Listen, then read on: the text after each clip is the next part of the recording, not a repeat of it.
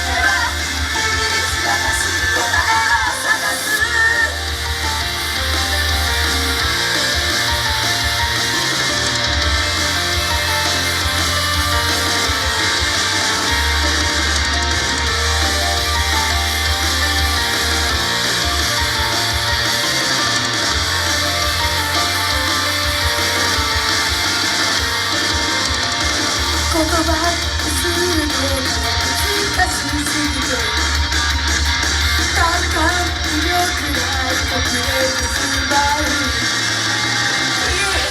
が泣くから僕もこぼれ落ちるものも抑えきれずに今日も頑張ってめくらなし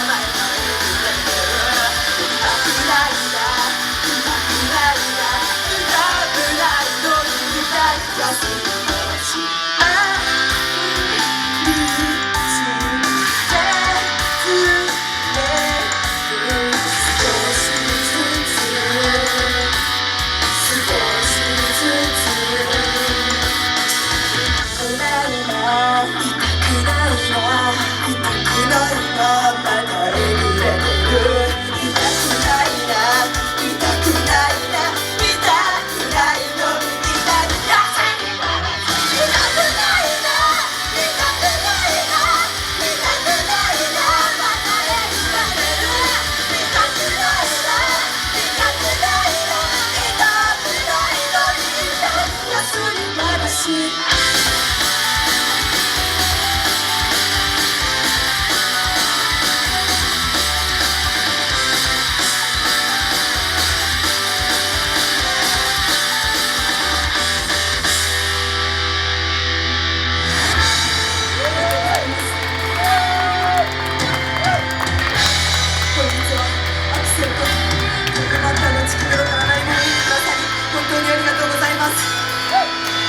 の曲聴いてください。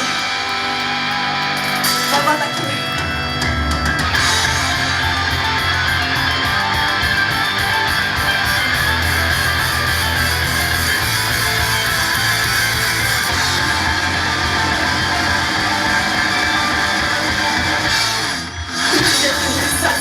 みたいなワードのパンチ、心の力を入れて永久に解決の問題をって読みをしながら感じだって例えば無駄に明日の君が譲ったいなら僕はあなたでを